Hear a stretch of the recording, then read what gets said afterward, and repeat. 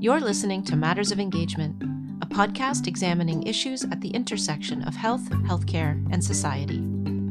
I'm Jennifer Johannesson. And I'm Emily Nicholas Angle.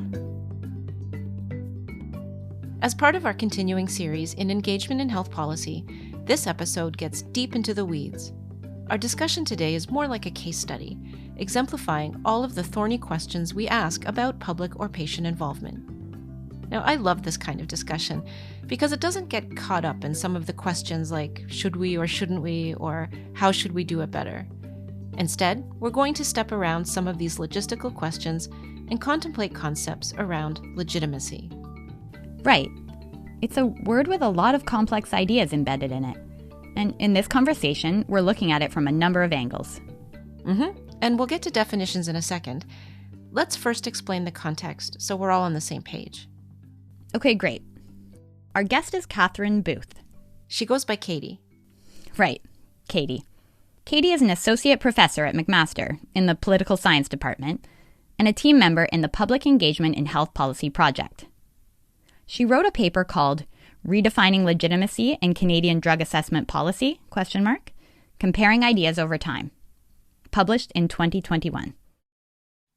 Okay, so what is drug assessment policy? Here, we're referring to the process that determines which pharmaceutical drugs will be paid for by funding programs at various levels of government. The programs have qualifying criteria and a process by which they determine certain drugs that are eligible for reimbursement.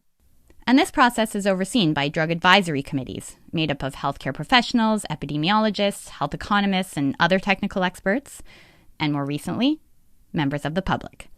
Yes, and Katie's research is specifically looking at the Ontario drug assessment process, as well as the Common Drug Review and the Pan-Canadian Oncology Drug Review, which are both pan-Canadian processes. Since 2006, each of these drug advisory committees have included patients or members of the public, and it's in this context that Katie wanted to better understand how adding lay members may affect ideas of legitimacy. Okay, so that leads us back to the definition of legitimacy. Basically, Katie's research explores the degree to which public engagement is recognized as making a valid contribution to a policymaking process that typically relies on economic and scientific evidence. Yeah, so from there, we can ask questions like, how does contribution from the public sit alongside other types of information and evidence? And how is public input seen to affect the outputs of a typically very technical process? In other words, does adding lay members to these kinds of committees increase or reduce people's trust that these processes will produce the so-called right results?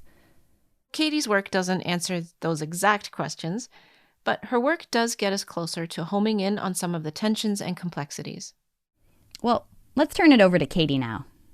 As usual, our guests do a better job of explaining their work than we do. We asked Katie to summarize the goals and the context for the paper.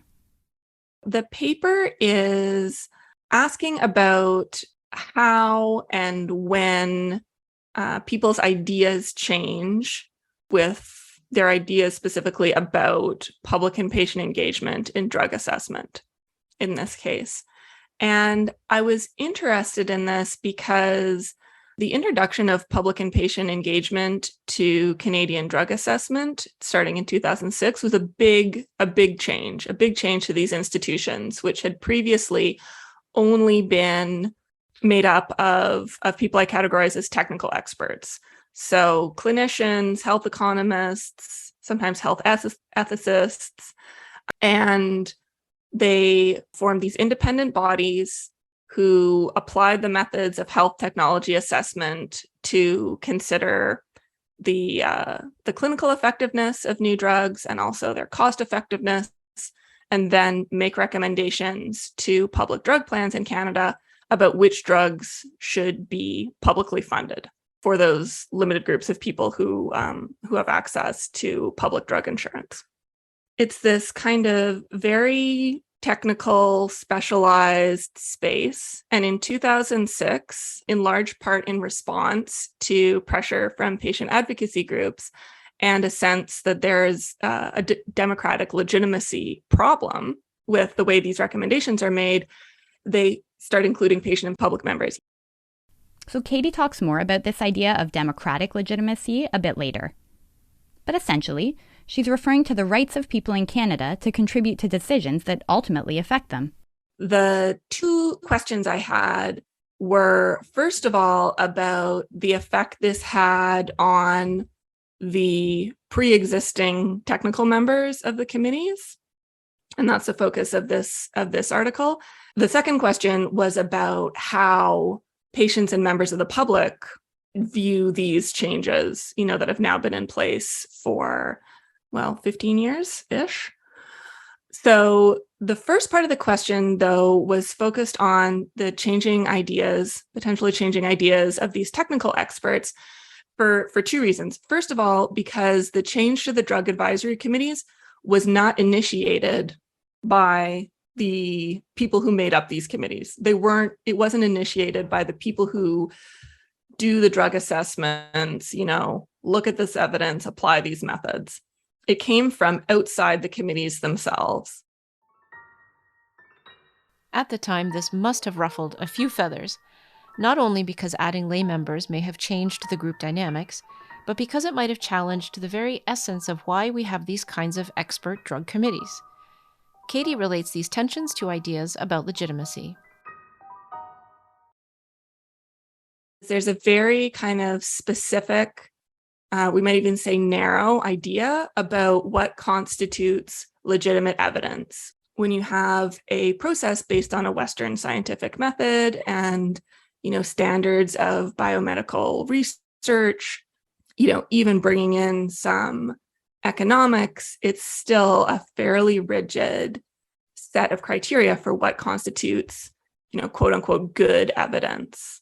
And in many ways, adding public and patient members and asking for information from patient groups was a challenge to those standards of, using the quotes, good scientific evidence. So yeah, no surprise that adding lay people to previously expert-only processes is a challenge to the status quo and raises questions about how to proceed.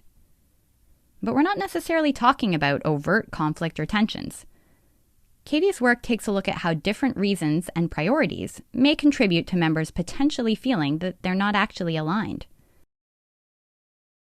Even instances where everyone agrees, it seems like everyone who is involved in a particular activity agrees that public and or patient engagement is a really important part of the process, but they think it's important for different reasons, and those reasons aren't necessarily compatible. So one of Katie's avenues of exploration is to try and understand what makes public engagement legitimate. Or where does legitimacy in an engagement process come from? And once she started delving into explanations, more questions arose.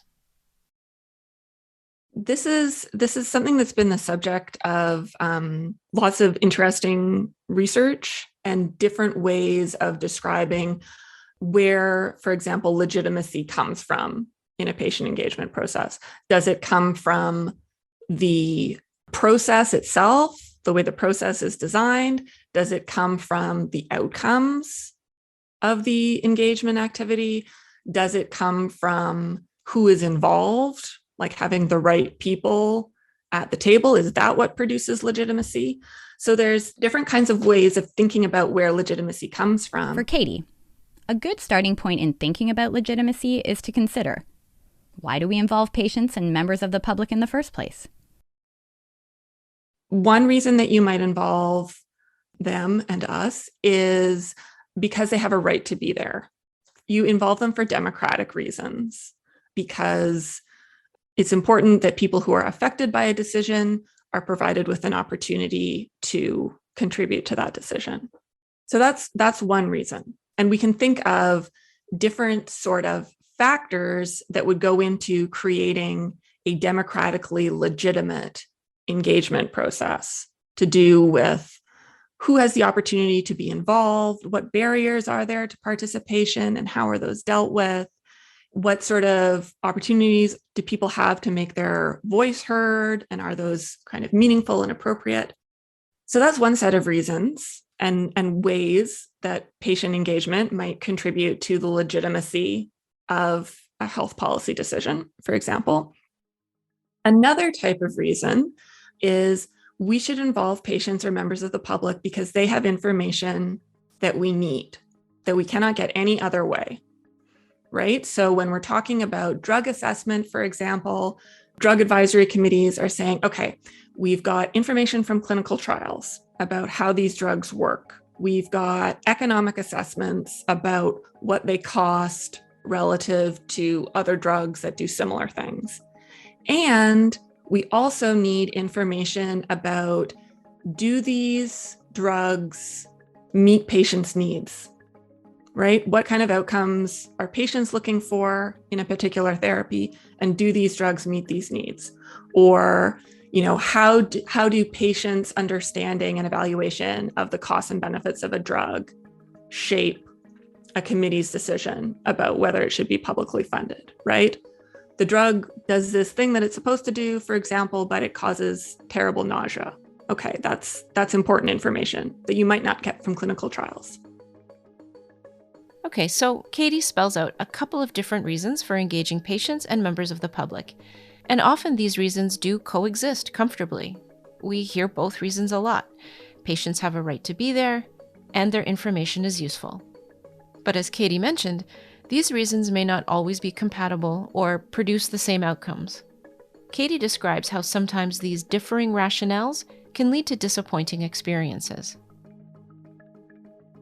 In my work, I talk about that second type of contribution as being related to scientific legitimacy. It can be a real difficult one because often, and again, this is specifically relying on my research on drug advisory committees, often the majority of those committees are clinicians or health economists or ethicists. And especially the clinicians, their whole professional worldview is built around a particular type of evidence, this understandings about what good evidence looks like. And the type of evidence that the committees need and receive from patient group submissions and from patient and public members of the committee don't necessarily fit neatly into that understanding of that scientific, technical understanding of what good evidence looks like. So then how do you deal with that? And that, I think, is a key place where people with a lot of goodwill and a lot of interest in making this work can still talk past one another and say, okay, well, the patient is here and that's democratic. And so we've done the thing that we need to do. And the patient might say, yes, I'm here, but I don't feel like you're taking my evidence seriously, right? Because there's this there might be this conflict between how clinicians or people with technical expertise understand evidence and the types of evidence that patients are being asked to provide. There's a sense in which being there might not be enough, democratic legitimacy might not be enough, but the scientific legitimacy part is just a real place for, I think, miscommunication if the goals and standards aren't really clearly articulated. As part of her research, Katie also interviewed representatives of patient organizations who were given an opportunity to provide written feedback to the drug advisory committees. Now, these representatives weren't lay members of the committees, but rather members of the public who were part of patient advocacy groups. The process for submitting comments to the committees was thorough and required quite a lot of work from the patient groups to meet requirements. However, as well established as the process was, patient representatives were often frustrated by the lack of insight into how their feedback was being taken into account. This is an example of patient groups in this instance are being asked to fulfill a role related to scientific legitimacy, right? Like present us with evidence, a certain type of evidence is what we need. And so then it's a question of like, are we asking patient groups to do qualitative research on their membership? Are we asking them to gather life stories? What are we asking them to do? And so I think there's a lot of potential there for frustration, frankly. And this is in a process that has, like I said, a lot of institutional buy-in and support. And so then when we move to other processes that maybe don't have the same level of buy-in and resources and support poured onto them, then the risk of patients and organizers not talking about goals or not understanding one another's goals or not considering different forms of legitimacy, I think is even greater. So there may not be a perfect way to reconcile this tension, which is why, as Katie describes, it may be helpful to take a more nuanced approach. I don't think democratic and scientific legitimacy are necessarily mutually exclusive, but sometimes they are. Some aspects of them will be. And if there's no effort to consider the ways in which that might happen, then I think there's it's kind of setting a process up for failure. And it's also maybe not asking all aspects of a process to do everything, right? To say, are there different types of inputs that we need in order to make this decision?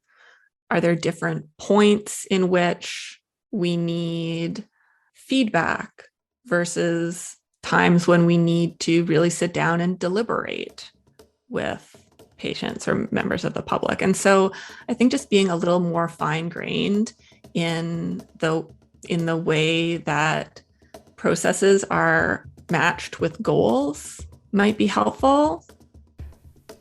So we've talked about legitimacy of engagement generally and considered democratic and scientific rationales for engagement.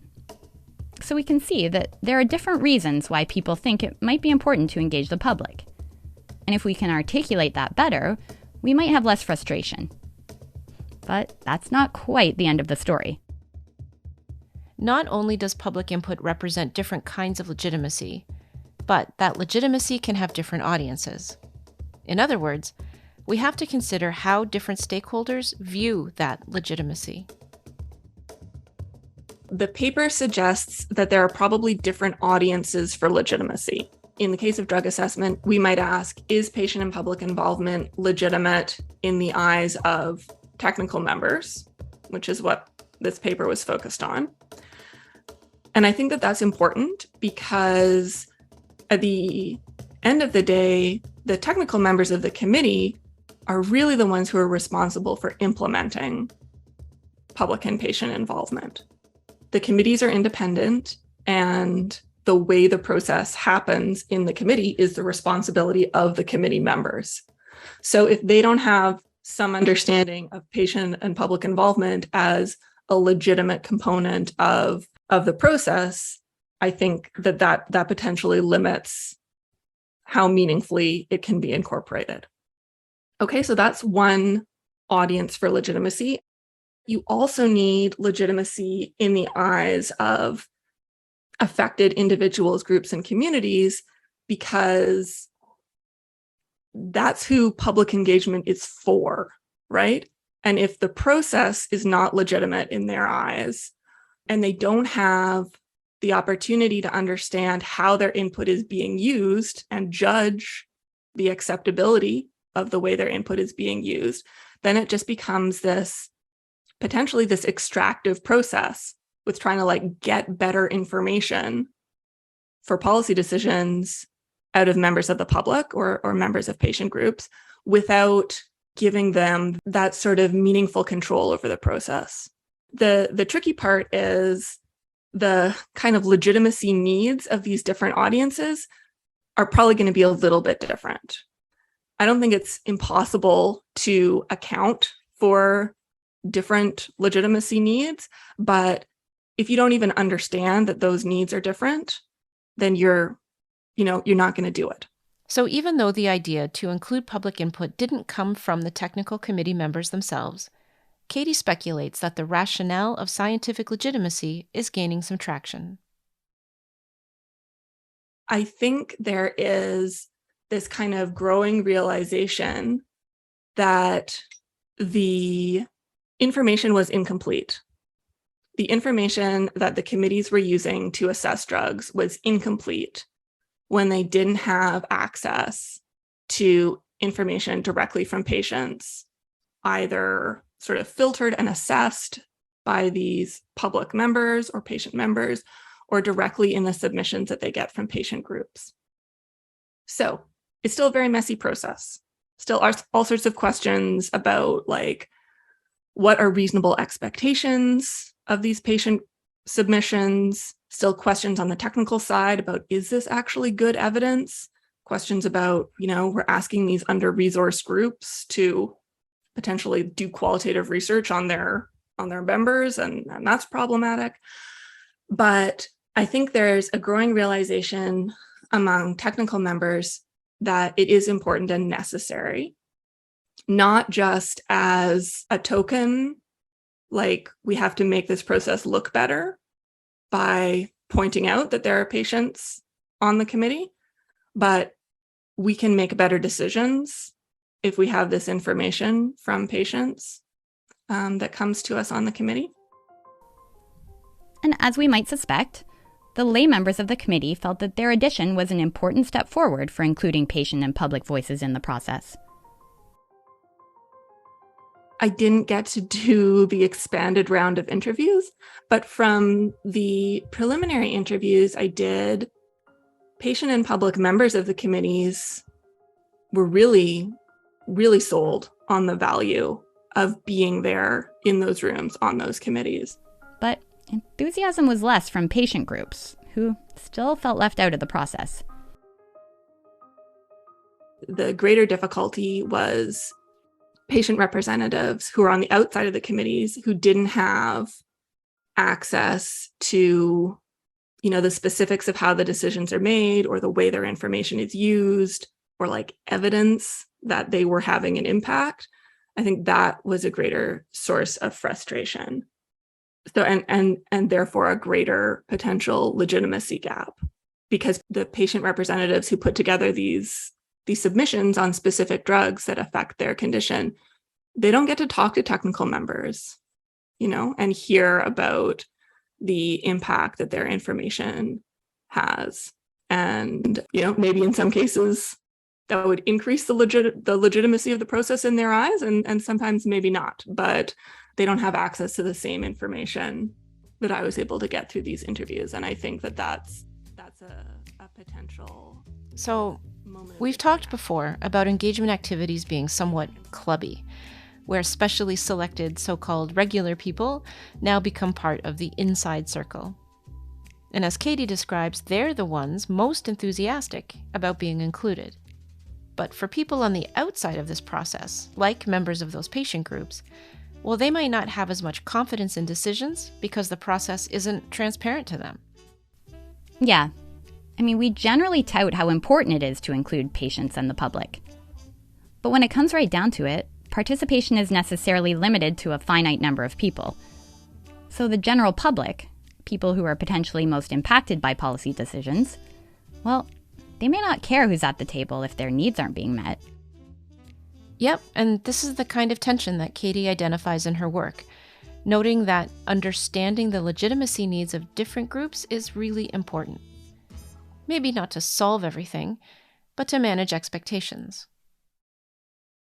And I think that that's a potential moment of disconnect in reconciling these different legitimacy needs.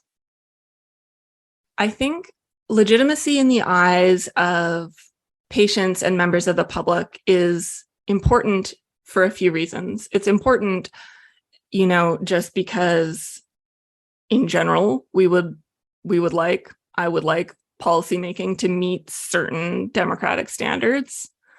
And I don't think it can meet them fully without some types of engagement. And the other thing that I think is, again, maybe like this is a little more instrumental, but if the people who are being engaged, if the patients and the members of the public and the communities who are being engaged don't think the process is legitimate and don't, have a reasonable amount of confidence that the work that they do is to engage with these policy processes meaningful, why would they continue to do it? Eventually you have to reach sort of a point of exhaustion. And that, I think, is really detrimental to the process of a whole if people opt out of engagement because they don't think it's legitimate. So, despite the tensions and frustrations Katie uncovered in her work, she's still committed to the idea of engagement, especially when it comes to both drug and health technology assessment. In particular, she thinks that patient and public voice is essential for helping to determine what gets covered through public funding programs. I gave you the research story of why I think this particular type of engagement is essential. So maybe I'll give you the personal story too. Katie's daughter has type 1 diabetes and now wears a continuous glucose monitor. It allows her parents and other caregivers to keep track of her glucose levels in real time. She wears a little device on her body. It measures her blood sugar in 5-minute intervals and sends it to her phone, and also sends this blood sugar monitoring information to my phone, to my partner's phone, when she's at school, to her. And this means her daughter doesn't have to constantly disrupt what she's doing to get her blood tested. So in order to keep her safe through the night, we would wake up, we would set our alarms for kind of 3-hour intervals to get up, to wake her up, to poke her finger, to check her blood sugar. And it relieves everyone of the hypervigilance that comes with watching for symptoms all the time. The monitor itself alerts them when her blood sugar changes. Or when she needs more insulin. So it changed our lives when she was tiny, and it also now supports her independence as a 7-year-old because she can play. The device is expensive and at the time was not covered by public funding. So Katie got curious and researched the assessment history of the device. So little device, very important to our lives, also very expensive. I read the rationale for not extending Katie public discovered funding. that it had been rejected for coverage because it wasn't found to sufficiently improve A1C levels, which is a diagnostic marker measured in the blood. But the rationale in Ontario. So an important measure, but in no way captures all the other impacts of living with diabetes. If you ask any parent of a little kid with type 1 diabetes, what is the value of a continuous glucose monitor to them, they're probably not going to say lower A1Cs. I think the only way you could capture this would be asking people who live with diabetes or asking people who care for people with diabetes, because there's no randomized control trial that captures the value of not waking up for 3 finger pokes a night. So, one of the things we talk about on this podcast is whether any particular individual experience should inform policies and decisions that potentially affect a much larger number of people. So Katie's story opened up a huge conversation for us, and we weren't sure we wanted to include it. In this case, though, we thought that Katie's story illustrates how policy priorities and individual interests can differ, maybe even conflict. Reducing the number of deaths is one legitimate way to ration or distribute funding. And this is probably what they were assessing for with the glucose monitor. But for people who actually live with diabetes, this measure just may not be sufficient. So Katie's story here really captures this tension. Right. The question this brought up for us is certainly not whether her concerns are relevant, but whether engagement is an appropriate, or at least sufficient, intervention to surface this kind of information. What about other forms of research that actually study patient preferences or patient-reported outcome measures? Yeah, that's a good question. It's certainly one that I started to get a sense of there, with the idea that you could make patient evidence or information more legitimate by fitting it in to a more traditionally scientifically acceptable box. So, yeah, Katie has a point. Understanding patient preferences through research is considered more scientifically acceptable and therefore more legitimate. And I do find myself thinking, well, what's wrong with that? Now, I agree it would be ideal if funding assessments took a variety of factors into account, but I personally would trust a process more if I thought it adhered to a scientific approach and wasn't overly influenced by select individuals who happened to be on a committee at the time. Katie's work acknowledges exactly that tension. Prevailing ideas of legitimacy come from scientific methods. Inserting members of the public into the mix potentially upends all that. My hunch is that it's not an either or question or answer. It's a both and question for a couple of reasons. First, for sort of legitimacy reasons, in that I think people who want to contribute to health policy decisions should have some options in how they want to contribute. If they want to be part of a research team and, learning about how to collect qualitative information and express it in these social scientific methods, then they should have the opportunity to do that.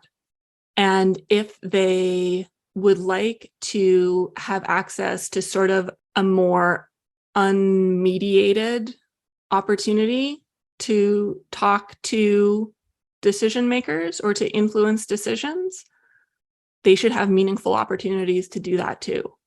I think the key is, and I don't think this is where either the research world or the engagement world is right now, but I think the key would be to have both those types of opportunities be accessible, to have reasonable demands on the people who want to be engaged, and to engage people with an eye to issues of equity and inclusion. So they're not, so neither one is restricted to people with certain resources of time or money or education or privilege, because I think both are valuable ways to get different kinds of information, necessary kinds of information, into the policy process. I think the process itself should be flexible enough in its understanding of legitimacy to accept information both from research that focuses on patient-reported outcomes, for example, and from hearing submissions directly from patient groups. I think that they're different avenues and they might turn up slightly different issues. Okay, so this is where it's getting a little bit murky for me. I know that Katie's thinking out loud to some extent, and there's a lot here to agree with, like doing research on patient priorities and also hearing from patient groups. The part I'm struggling with a bit is the part about patients having a right to participate in conducting research, at least to the extent that Katie's describing here.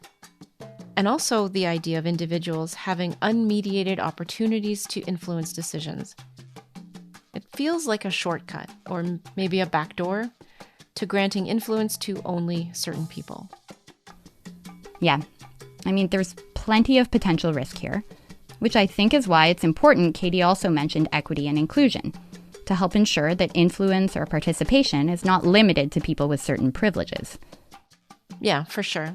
It's clear Katie is grappling with these questions too, and doesn't think of it as all or nothing. I think what she's talking about is having the appropriate kind of engagement at appropriate times. I think both are potentially valuable, and the way that they fit into the policymaking process at different stages. You might not have both things all the time in every instance. We asked Katie about where this work sits for her today. What's next? First of all, the work I did on drug assessment has led to a lot more questions about what legitimacy is, who it is for. I started the research project being primarily interested in how institutions change. And I'm still interested in that. But I think the framing of the types of questions that I'm asking has changed. And I think that comes into the work that I'm doing with the team that is, maybe a little bit more critical of some of our shared assumptions about what we're studying when we're studying public engagement. Like, are we trying to advise folks on the quote unquote best way to engage different groups at different times? Or are we kind of taking a step back and saying, what do existing processes of public engagement tell us about legitimacy and about power and about equity?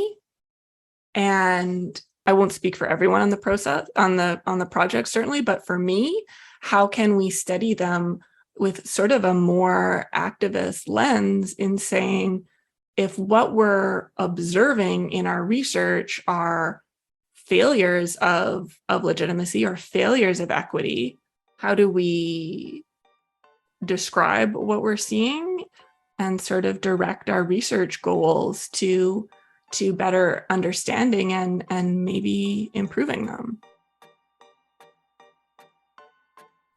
Hi, Emily. Hey, Jen.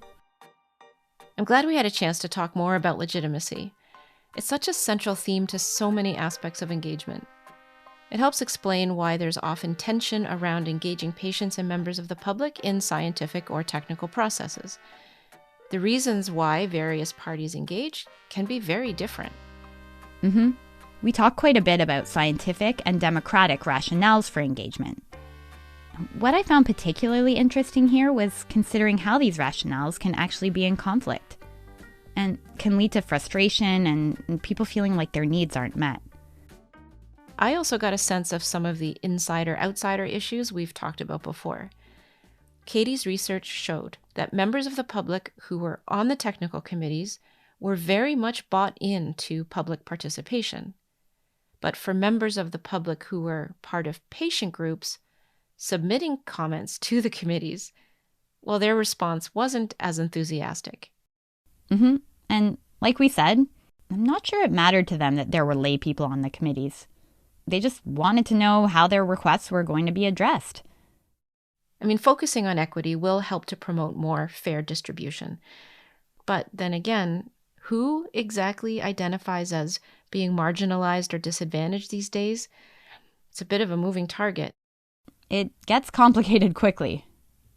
The public, by definition, is going to be very diverse and may not be aligned around common goals.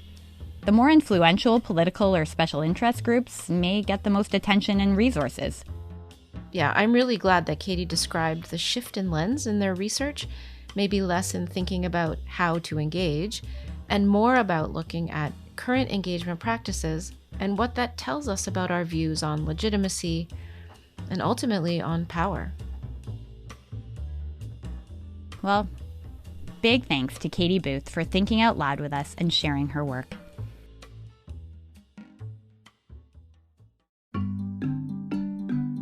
Matters of Engagement is written and produced by Jennifer Johannesson and Emily Nicholas Engel.